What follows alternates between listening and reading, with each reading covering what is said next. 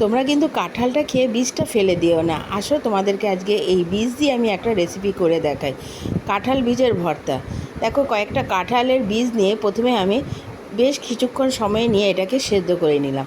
এবার সেদ্ধ করলে কিন্তু খুব তাড়াতাড়ি কাঁঠালের উপরে যে লাল রঙের খোসাটা আছে না, সেটা দেখবে খুব তাড়াতাড়ি উঠে যাবে। দেখো, আমি ঠিক এইভাবেই ছাড়িয়ে নিয়েছি।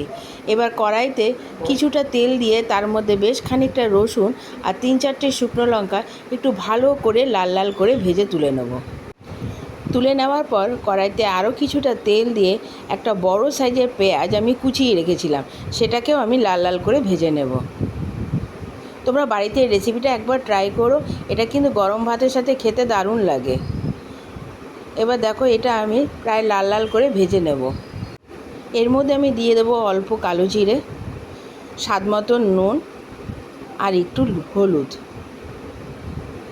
এবার পেঁয়াজটাকে আমি বেশ খানিকক্ষণ নাড়াচাড়া করার পর যখন এটা লাল লাল করে ভাজা হয়ে যাবে, তার মধ্যে সামান্য চিনি অ্যাড করে দেবো। আর বাটির মধ্যে যে রসুন আর শুকনো লঙ্কাটা নিয়েছিলাম, সেটা আমি হাত দিয়ে একটু মাখিয়ে পেঁয়াজের মধ্যে দিয়ে দেবো। আর সেদ্ধ করা কাঁঠালের বীজটা আমি মিক্সিতে একটু ভালো করে পেস্ট করে নিয়েছিলাম, সেটাও আমি ভাজা পেঁয়াজের মধ্যে দিয়ে দেবো। এটা করতে কিন্তু আমার বেশিক্ষণ সময় লাগে না। দেখো, এটা প্রায় কড়াই থেকে ছেড়ে এসছে।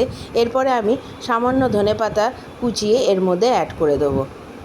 তোমরা বাড়িতে অবশ্যই এটা একবার ট্রাই করো।